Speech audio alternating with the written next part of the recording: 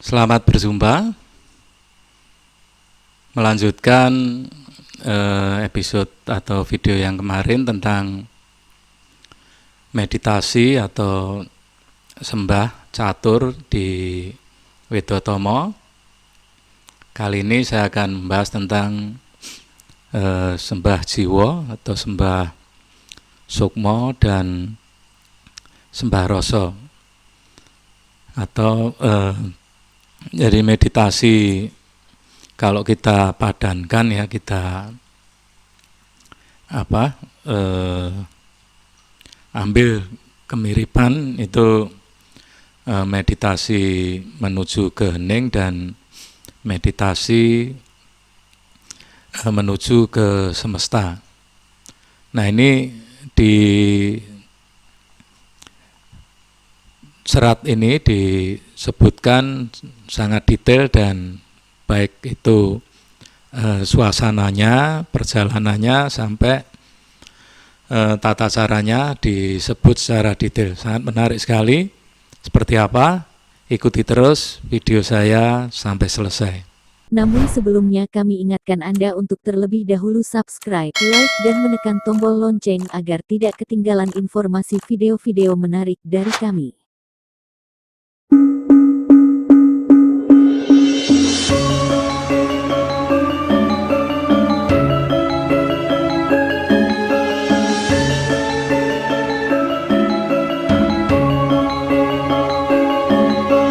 Baik, sembah yang ketiga atau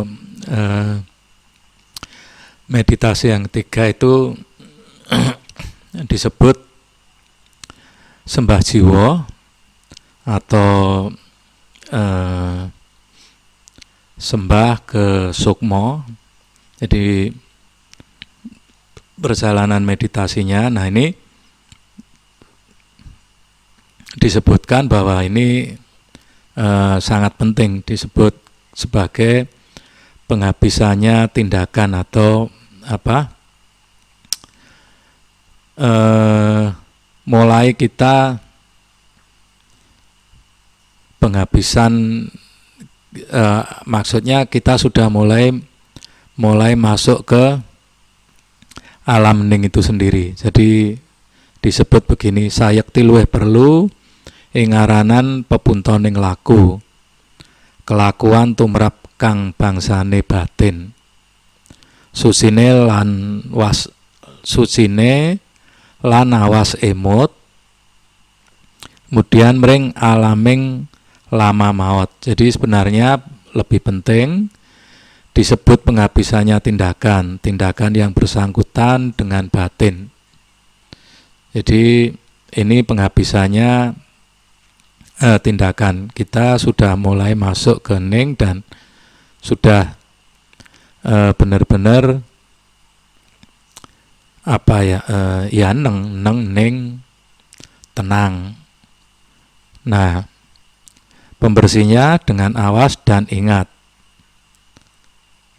Jadi cleansingnya atau pembersihnya atau sesucinya itu dengan tetap awas itu tajam dalam penglihatan ya, dan tetap eling, tetap sadar kepada alam yang maha besar. Jadi ini sudah mulai masuk ke alam semesta. Kita sudah mulai terkoneksi atau terhubung dengan alam semesta. Nah, ini dijelaskan tekniknya. Bagaimana setelah itu kan ruktine ngangkah ngukut, ngiket, ngruket triloko kakukut, jagat agung ginulung lan jagat alit, den kamdel kumandel kulup, mring kelaping alam kono. Jadi caranya dengan berusaha menguasai, mengikat dan merangkul. Triloko itu tiga alam ya, alam batin, atau alam bawah sadar kita, diri pribadi, alam semesta dan raga kita. Nah, kemudian itu dikuasai, diruket, ngiket, ngeruket, kakukut itu jadi dijadikan satu, diruket itu kan diikat. Itu ya ini hanya penggambaran, bukan berarti harus ngikat pakai tali, bukan, atau pakai energi diikat, itu bukan. Intinya adalah menyatu. Jadi menyatu, ya kan, kalau diikat itu kan menyatu, menjadi satu, dikukut gitu. Nah, ini menarik kan, jagat besar digulung dengan jagat kecil. Nah, makrokosmosnya itu justru digulung atau digulung itu apa ya, dibungkus lah, dijadikan satu. Justru yang mengikat itu, yang menggulung itu jagat kecil. Nah, ini kan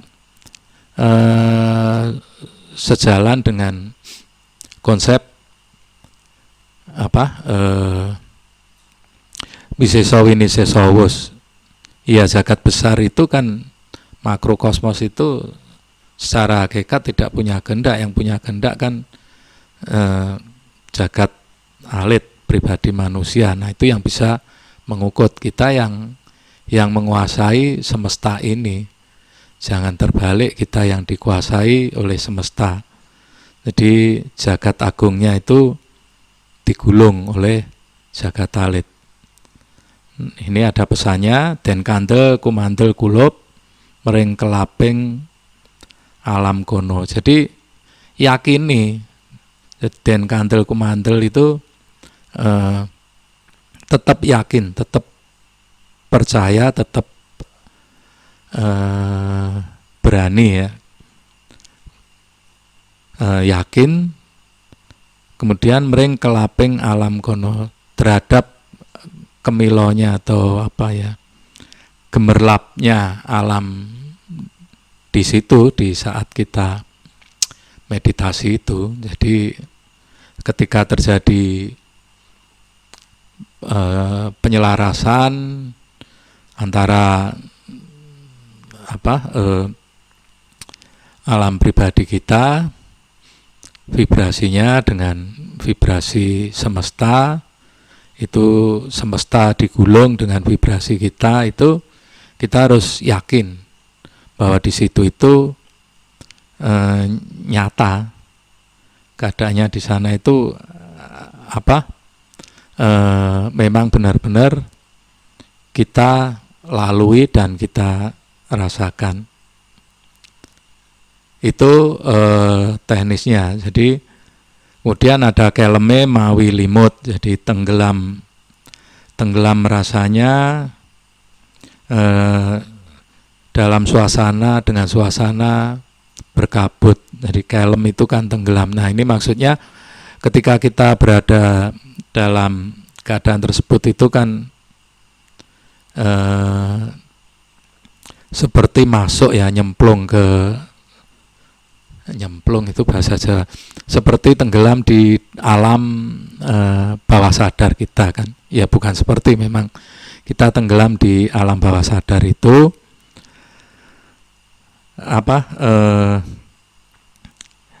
dalam suasana berkabut atau gelap. Ya memang masuk ke situ itu gelap. Jadi dalam perjalanannya itu memang masih gelap ketika terjadi penyelarasan. Kalamatan jroning alam kanyut, jadi mendapat firasat di dalam alam yang menganyutkan itu, jadi mendapat rasa sebetulnya ya. Firasat itu kan rasa. Sanyatane iku kanyatan kaki. Jadi sebenarnya itu kenyataan. Kaki itu bukan kaki. Kaki itu maksudnya atau saudara, seperti itu. Sejatine entan emot, sayektine tan bisa awor. Jadi sebetulnya kalau kita tidak sadar, kedua alam itu tidak akan bisa selaras. Iya betul kan, kalau kita tidur kan tidak sadar, walaupun kita di alam, bukan di alam bawah sadar, dalam frekuensi tidur kan, itu tetap tidak bisa menyelaraskan antara vibrasi kita dengan vibrasi semesta. Ya bisa connect, cuman masalahnya tidak bisa menyatukan dan mengendalikan, ini maksudnya. Jadi tidak bisa awor, dua-duanya ini antara pribadi dengan semesta itu akan terpisah kalau kita tidak menyadari atau tidak dalam keadaan sadar dalam meditasi. Karena itu sama seperti kita lagi meditasi, keenakan tertidur. Nah itu makanya kan di video yang lalu disebut bahwa itu yang menggagalkan, itu seperti itu. Kemudian pamete saka luyut, jadi sarananya dari luyut itu ambang batas antara sadar dan tidak sadar, antara lahir dan batin kita, antara perasaan dan apa yang ada di lahir. Jadi antara ambang kesadaran dan bawah sadar itu kayak terombang-ambing, ya gambarannya kayak di dalam air itu kan, antara nyata tidak gitu. Kemudian sarwa sareh saliring panganyut, ya kita harus sabar dalam mengikutinya. Jadi tetap walaupun nganyut kita ikuti, vibrasi semesta itu diikuti terus, dinikmati, dirasakan, diikuti.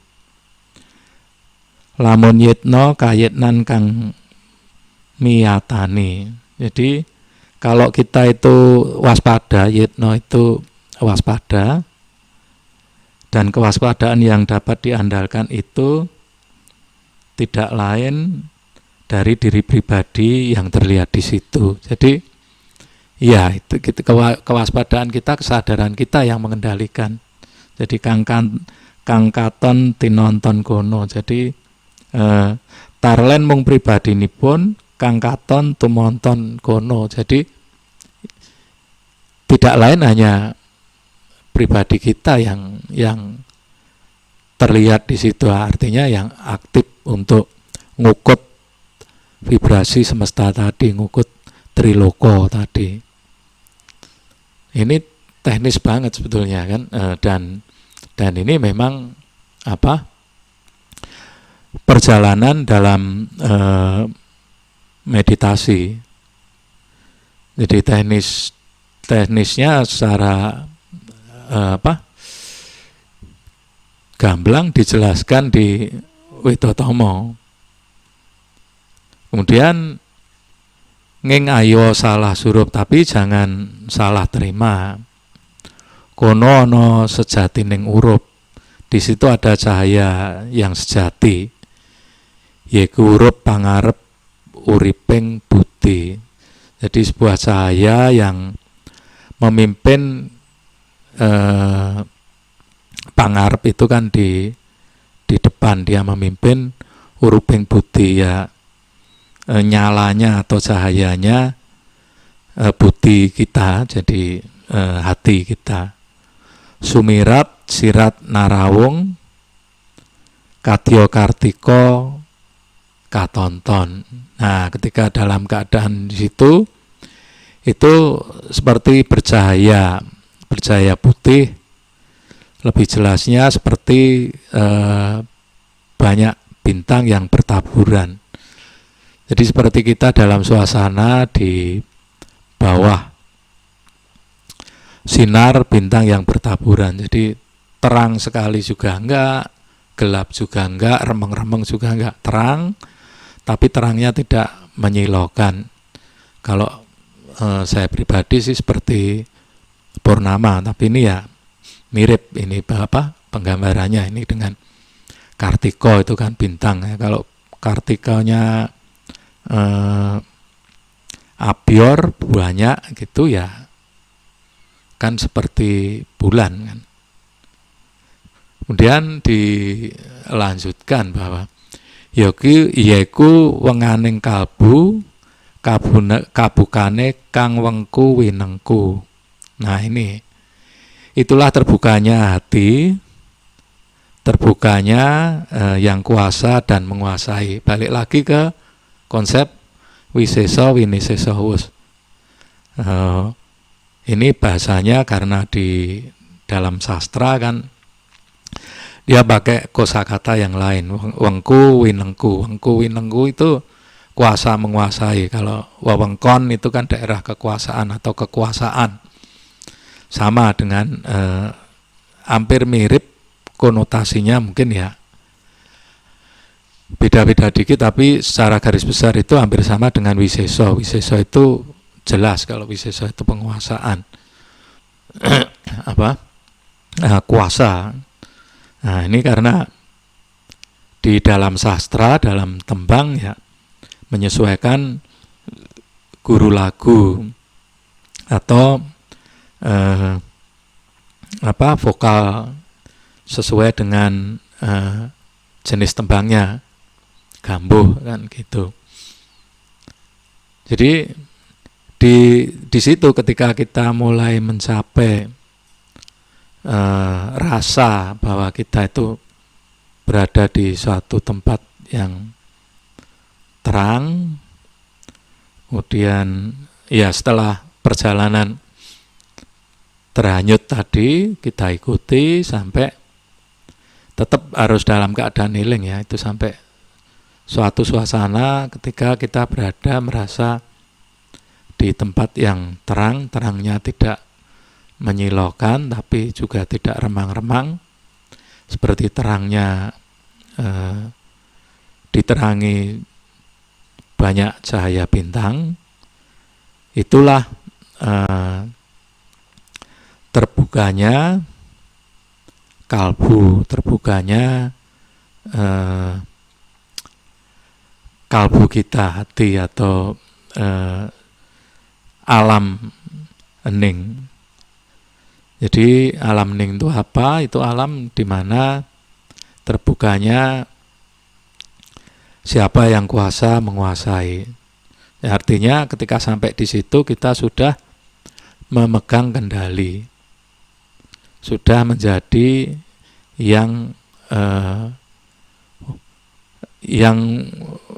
wisesa dan atau yang wengku itu. Kemudian wewengkone wis kawengku, nah bener kan? Wewengkone wis kawengku neng sireki. Jadi setelah itu ya kekuasaan sudah ada di tangan Anda kalau Anda sudah mencapai di situ. Jadi penguasaan, pengendalian vibrasi, baik vibrasi pribadi kita dan vibrasi semesta itu sudah di tangan Anda. Ngeng sira uga kawengku mring kang pindha kartika bior. Tetapi kamu juga dikuasai, tapi Anda juga dikuasai oleh cahaya seperti bintang gemerlapan. Jadi ketika pada tahapan atau tingkat kesadaran itu sebetulnya kita sudah pegang kendali, tetap pegang kendali, pegang kendali atas vibrasi, atas energi diri sendiri maupun semesta. Namun kita masih tetap harus waspada karena kita pun bisa dikendalikan. Nah, kendali dari mana? Ya itu tadi seperti cahaya mringkang pindo kartiko bior itu seperti bintang gemerlap tadi. Itu sebetulnya juga bisa mengendalikan kita. Jadi menarik sekali kan, ini teknisnya secara teknis dijelaskan secara gamblang, secara jelas, suasananya. Nah, jadi kita tidak menduga-duga, tidak meraba-raba atau bertanya-tanya, ya ikuti saja. Kemudian ini sudah ada gambarannya, acuannya. Oh, ketika pada posisi ini tingkat kesadaran ini tuh rasanya seperti ini. Ketika kesadarannya meningkat itu akan seperti ini, perjalanannya seperti ini. Nah, seperti itu. Sehingga ada yang disebut yang lalu bahwa itu ada angger-anggernya, ada paugerannya, ada tata caranya, ada metodenya. Jadi itu ketika perjalanan sembah kalbu atau sembah jiwa, sembah kalbu udah yang lalu, sembah jiwa atau meditasi hening, meditasi sebetulnya ini bukan meditasi hening, ini sudah baru masuk ke alam hening. Perjalanannya itu seperti yang saya jelaskan tadi. Nah, berikutnya ketika pada tataran hening, itu di sembah yang keempat atau tataran keempat yang disebut sembah rasa. Nah, ini kan jadi tanda tanya kan antara jiwa dan rasa itu masih sembahnya tataran tingkat kesadarannya loh ya, itu masih lebih tinggi rasa. Nah, kalau sudah sampai di sembah rasa ini sudah tidak ada kendali, tidak ada konsentrasi dan sebagainya. Ini disebut begini, samengko ingsun tutur gantiya sembah ingkang kaping catur ya. Ini sembah yang keempat, catur itu 4.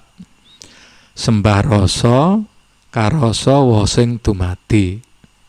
Jadi sembah rasa itu terasanya hakikat kehidupan.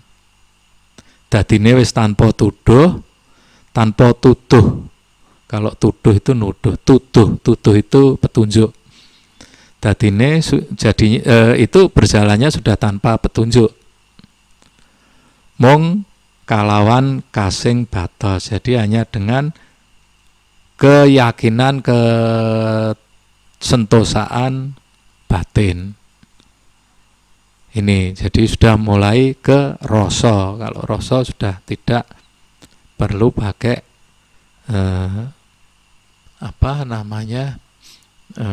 metode dan sebagainya. Ini hanya mulai ning itu ya diam, anteng, seperti itu.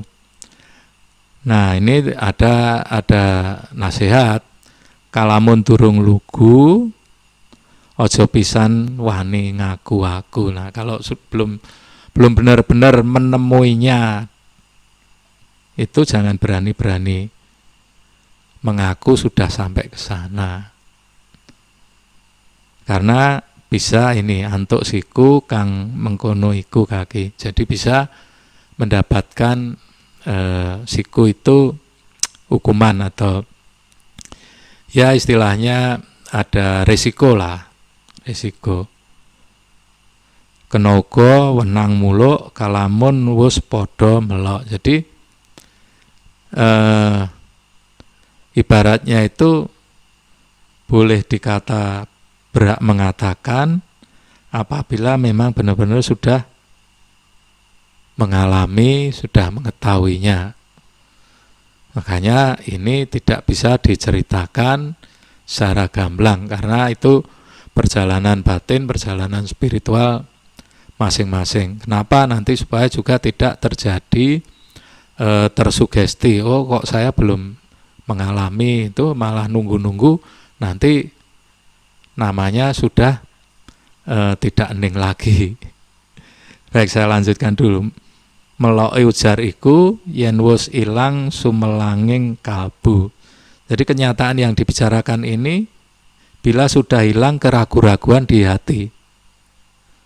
Nah, memang dalam meditasi itu kan maka istilahnya kan pasrah atau pasrah, sumeleh, ikhlas dan sebagainya. Itu artinya apa? Tidak ada keraguan. Ya sudah, apa yang terjadi terjadilah.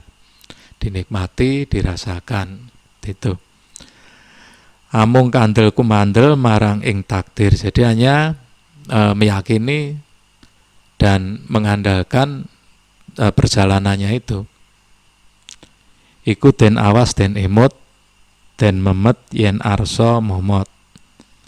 Nah itu harus dicermati, di awas itu kita harus cermat, harus tajam dalam menjalankannya, karena harus benar-benar menyeluruh kalau kita memang mau menguasai semuanya.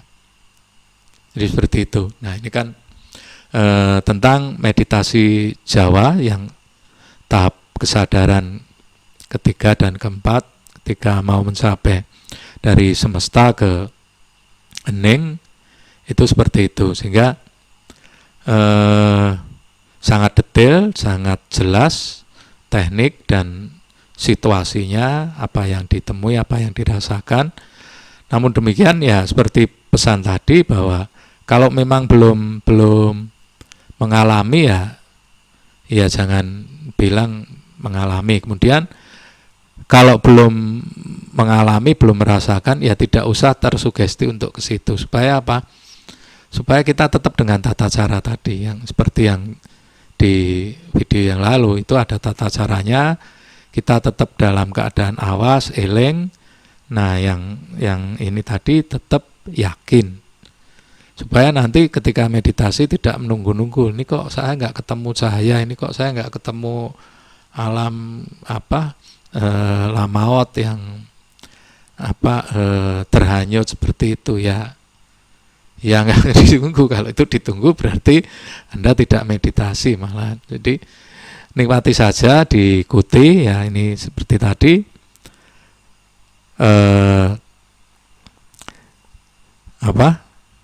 Dadine wis tanpa tuduh, nanti jadinya itu tidak perlu petunjuk, diikuti nanti. Karena setiap orang juga perjalanannya akan berbeda-beda. Jadi mungkin pengarang buku ini kan Kanjeng Arya Pangeran Mangkunegara ini pengalaman batinnya seperti itu. Nah belum tentu kita bisa sama. Jadi ya nanti nggak akan ketemu kalau kita memang setiap karakter, setiap pribadi akan beda. Cuman ini kan petunjuk besarnya seperti itu. Ketika kita menemui atau mengalami perjalanannya seperti itu, jangan kaget ya. Kita sudah ada persiapan. Tetapi kalau belum ya jangan ditunggu-tunggu, jangan dicari-cari. Nanti akan sampai sendiri. Demikian tentang meditasi Jawa di Wedotomo. Kita akan lanjutkan dengan topik-topik menarik yang lain di episode berikutnya. Sampai jumpa.